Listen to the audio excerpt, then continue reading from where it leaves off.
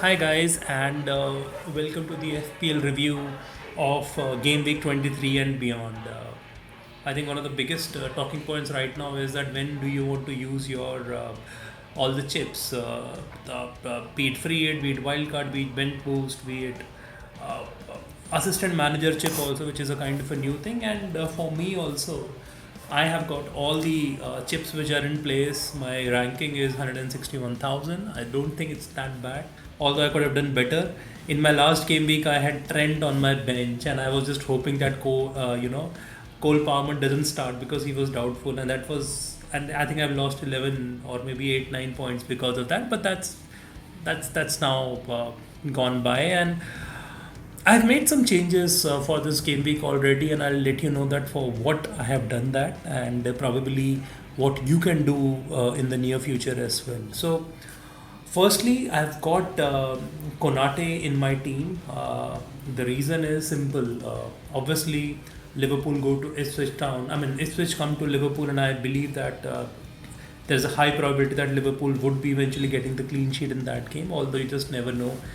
Liverpool might concede one goal out of the blue and then probably go ahead and still win it. But that's one of the reasons why I've got Konate in. And secondly, there is a double game week which is coming in against Everton as well as against Bournemouth, which is about Liverpool's next game week because of the match which got cancelled due to winds and all those kind of issues.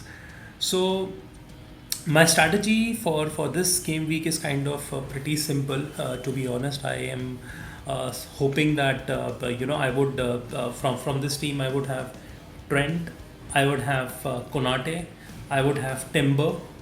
That would be my back three.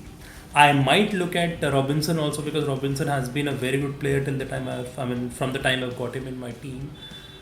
I have Sanchez right now, but my strategy for the next game week would be to get Sanchez out and get Pickford in the team because Everton again they have a double game week as well, and I hope that David Moyes can make Everton more resolute. See, they were not bad defensively even before Moyes, but just I just hope that he does a little better than Sean Dyche and probably there can be some good things which we can see from Everton's defense as well. But Sanchez again he dropped almost a sitter in the last game, and again they conceded against Poole. So I'm done with Sanchez. So that would be my next move. In the middle, I believe that I have a very formidable team because I have Rogers, I have Cole Palmer, I have Salah, I have Foden, I have Ahmad. Now, Ahmad is fresh from a hat trick, but again, cannot just you just don't know what to expect from United. I mean, they play well against the big hitters when they have a low block, but as soon as any team which they feel that they should be defeating, they actually get badly exposed. So hopefully Ahmed can perform. Foden and Salah and Palmer would definitely be the fulcrum of my team, and Rogers also. Rogers has been in great form, great value for money at just 5.4. I mean, that's an absolute steal right now.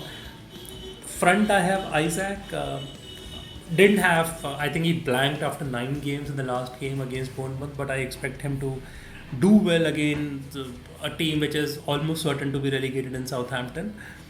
Chris Wood has been a revelation. He has always been very good. I expect a very tough game against Bournemouth, but I believe that he is still one of the contenders to score in that game. As well as Visa, I have Crystal Palace away.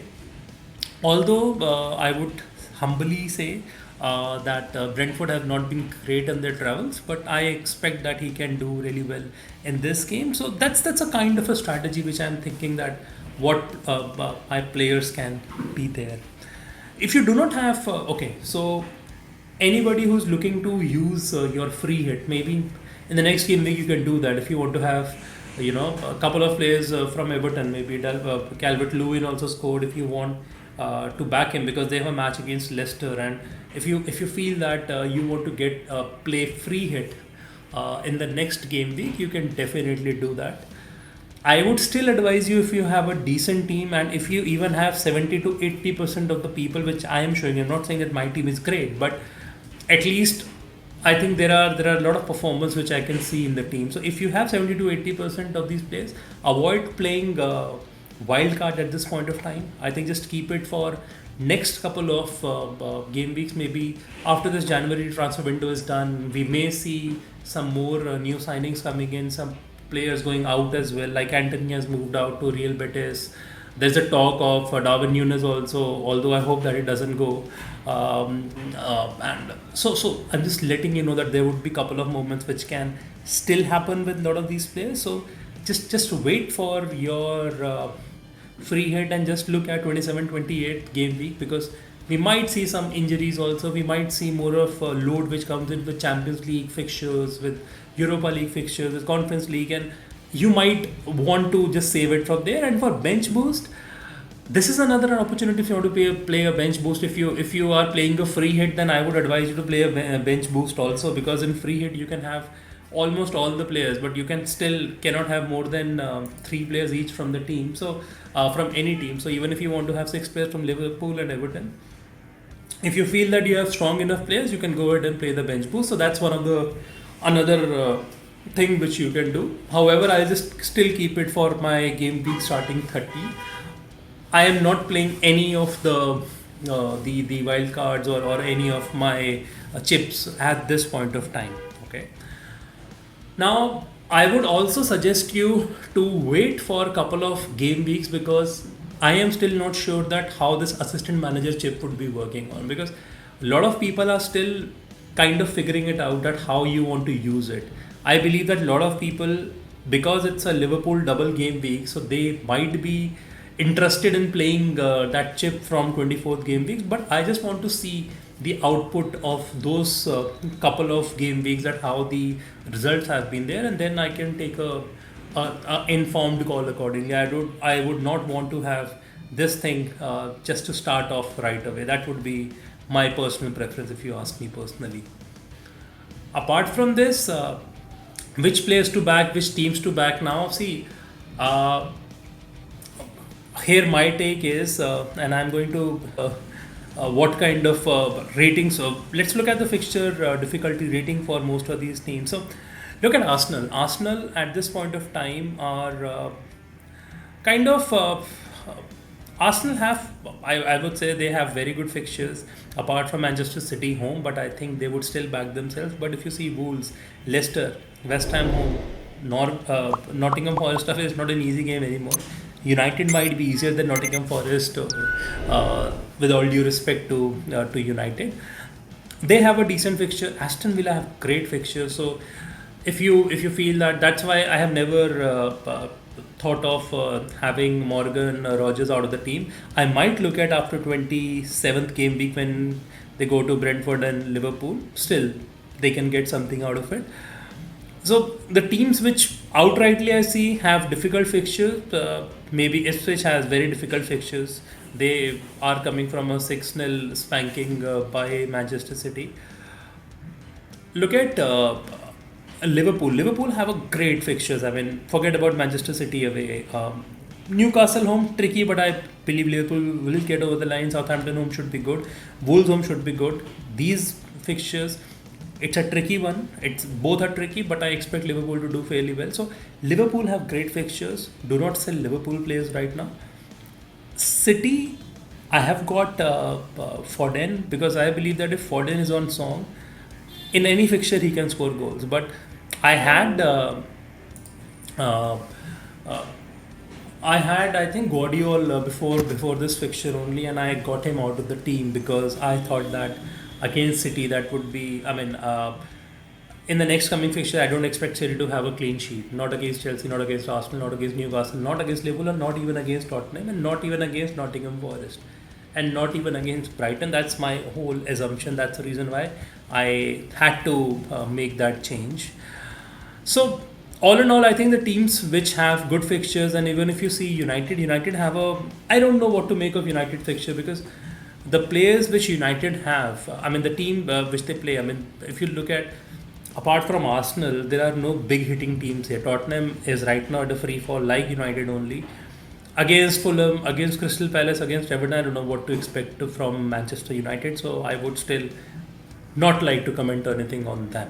So that's more about the fixtures. I think you can see by yourself, and I think there are some very good fixtures for Chelsea apart from City game, and for Liverpool, for Arsenal, as well as for Aston Villa. You can consider these teams. So that's majorly the things which I would like to suggest you. So I'll again tell you that which players you can pick.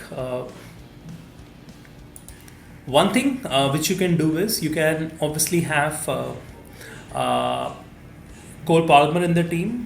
That would be my suggestion to you, because all these fixtures, I think these are the teams which are going to come at City. They're not going to sit back, and I think it is going to be very tasty affairs. And Palmer can get actually a lot of these points as well. Apart from that, if you want to get anything on the defenses, I think from the defense point of view, if you can have anybody from Aston Villa, you can pick any of the defenders from Aston Villa. That would be my second suggestion. For Arsenal, I already have Timber. A lot of people have either Saliba or Gabriel, but Timber was a cheaper choice, so I kept him because I believe that in these games at least they would have 4 or 5 clean sheets. That would be my another suggestion.